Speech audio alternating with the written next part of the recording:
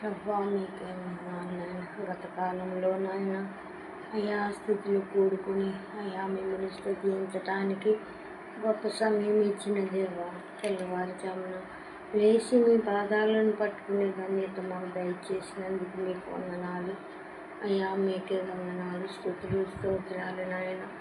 యోబు గారిని గురించి నేర్చుకున్నటకు దేవా, దైవజనులు పడుతుండగా నాయన అయ్యా మీరే నాయన తనకు నా నోటు బోరగా ఉండి తనను వాడుకోమని కూర్చున్నాను వింటున్నా. మాకు విశ్వాసం కలిగి దయతో జ్ఞాపకం చేసుకుని నాయన అయ్యా ప్రభా స్తుతులు నాయన దయతో జ్ఞాపకం చేసుకుని ఈ మనవులు మీ పాదగుళ్ళు జ్ఞాపకం చేసుకుని వేసే నామాలు బ్రతిమలాడుకుంటున్నాను తండ్రి.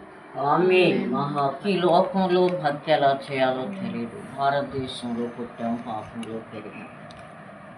దేవుడు ఏం చేయగలడో ఎలా చేస్తాడో మాకు తెలియదు. రంగులు పూసుకుని భక్తి చేయటమే మాకు తెలుసు.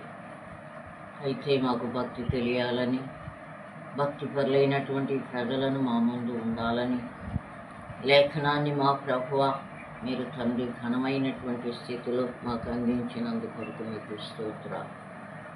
ఈ లేఖన భాగంలో నుండి యోబు అనే ఒక మనిషిని జీవితంలో మీరు ఏం చేశారో, ఎలా చేశారో, మేము దాన్ని ఎలా అవలంబించాలో గ్రహించటానికి సమయం మాకు మీ శక్తిని కృపను కలిగించండి.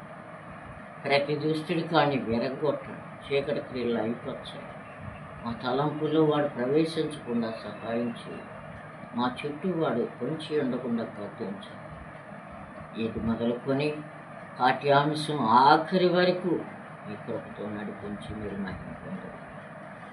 యేసు పరిశుద్ధ నామములో అడుగుచు ప్రార్థిస్తున్నాము తండ్రి. ఆమేన్.